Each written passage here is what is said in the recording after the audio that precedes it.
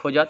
अच्छा अब तू लोग एगो बात बताओ, कोरोना होइला कितना दिन भइल? साल भर साल भर हो गई। तो कोरोना 1 साल के भइल। हाँ 1 साल के हो गई। 1 साल के बूढ़ होला कि लइका होला? लइका होला। लइका होला नु। तो लइका जब कोरोना अभी लइका बा तो कहाँ जाई? स्कूल में जाई कि रैली में जाई? स्कूल में जाई। हाँ हाँ स्कूल में जाई नु। स्कूल में जाई पढ़ी। तो उहे बात बा कि जब कोरोना लइका बा तो देखो स्कूल में आराम से जाता पढ़े हैं। हाँ तो ओजी ओकरा के जाता से स्कूल बंद कराओ जाता। अच्छा वही से। हाँ जब स्कूल खुलता कोरोना घुस जाता तो स्कूल बंद। हाँ ये बात अगर मान लो का जहाँ इलेक्शन होता हुआ रैली बा, करोड़ों लोग बा, लाखों लोग बावे हैं, ओजी कोरोना जाई ना, काहे तो लइका हो, ओजी का करे जाई? ओजी तो ओकरा आई कार्ड बनी तब नु जाई। तो साले भर के बा तो ओजी 18 साल के जब हो जाई नु जवान। अच्छा तो कोरोना फेन ओजी जाई। अच्छा तो अभी 18 साल के होख दल देख लो कोरोना कहाँ कहाँ जाई हम बताओ। अच्छा तारा घरे बियाह होई, हमरा घरे हाँ केहू के घरे अच्छा, बियाह शादी होई, हमें कोरोना आ जाता, सरकार कहता कि ओजी कोरोना बा बियाह शादी में, काहे? लइका हो खाए खातिर चल, लइका हो खाए खातिर चल गई। माने हमरो भी हवा में आई, सब लोग के बियाहवा में आई। अब वही जी देख लो जहाँ सचिवालय में अफसर लोग बैठा था, पूरा अफसर लोग, ओजी कोरोना ना जाई। काहे? काहे तो ओजी तो आई कार्ड मांगी, कोरोना तो जवान बा ना कि आई कार्ड दिखा के अंदर घुसी। हाँ दिमागी लाल लइका सचिवालय में थोड़े जाला है। ओही देखो कलेक्टर साहेब, डीएम साहेब, बीडीओ साहेब 50-50 आदमी के लेके, यहाँ तक दरोगा जी 50 आदमी के लेके जनता दरबार कर ली, चाहे मीटिंग कर ली, ओजी कोरोना ना जाई।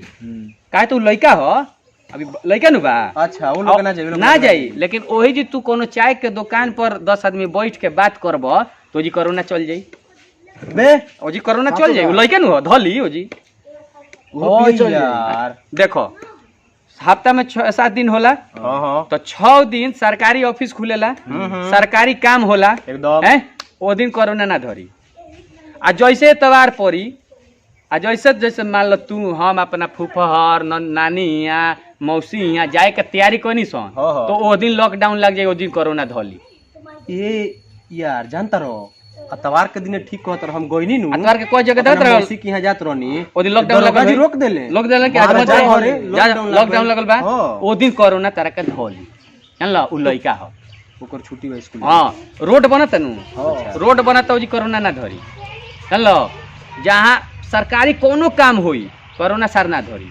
काहे को लइका भाई से। हां आ प्राइवेट केहू कुछ कर ली नु, तनी सुख बैठ के तू एगो काथा करे बैठ जेबो, तब पुलिस आके कहिया के जी हटी, का तो जी लइका नु प्रसादी खाए लइका जी कोरोना। ए जी दुकानवा खुलता तो कस्टमर 5 को रहता तो हुजे कहता लइका नु हो, मान ला कुरकुरा खरीदे दुकानवा पर आ जाई, हुजे बंद करा देता, तब अफसर लगे थोड़े जाई। अच्छा 5-7 गो आदमी दरोगा जी या 5-7 गो सिपाही लेके एगो गाड़ी में बैठ के जाता रहे, तो ओजी कोरोना ना आई। तो लइका कोरोना लइका हो तो पुलिस लगे जाई, लेकिन तू एगो गाड़ी में 5 आदमी बैठ के कहीं जेबा नु कोरोना धली, हमनी के धली दरोगा जी हम 5 आदमी कितना धरी। अरे तो जे ओजी जवान होई तब न दरोगा जी लगे जाई, जवान होई तब न नेता लगे जाई। अच्छा इलेक्शन के भाषण सुने के जाला जवान आदमी जे वोट देला 18 साल के ऊपर। हाँ तो लइका बाबूजी जाते नहीं खे कोरोना।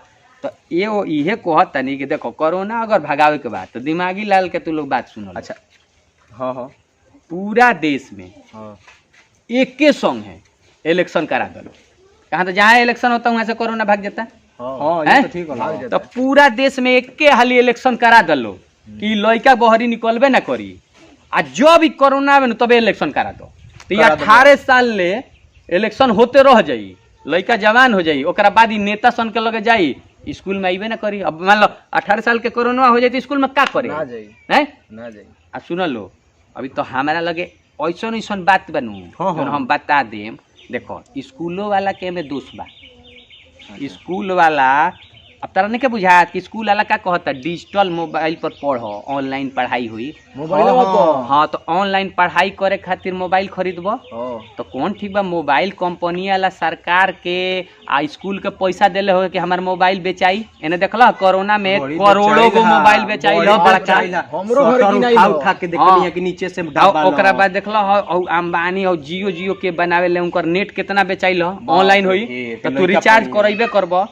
तो ई कोरोना हो सकता कि ओकनिए के प्लांट कोइले हो खसो कोरोना में मिलल होई मिलल नहीं के अच्छा कि गरीब के धरता आ ये कनी के करोड़पति बनावता अगर मान लो स्कूल में लड़का जाई तो धोली है तो मोबाइल पे पढ़ी तो मान लो एगो 10,000 के मोबाइल खरीदी फेन एगो 399 के रिचार्ज करी हर महीना है तो ओकर तो बिजनेस कोनो ना कोनो के तो बढ़त नु बा बढ़ता तो ई सोचल लोग तो कोरोना के अभी यही हटल लो चाह के सरकार से मांग कर लो कि पूरा देश में एके हाली इलेक्शन करावे कोरोना सारे अपने बाप भाग जाइए 18 साल के हो जाए जब ले जवान ना हुई तब ले यही इलेक्शन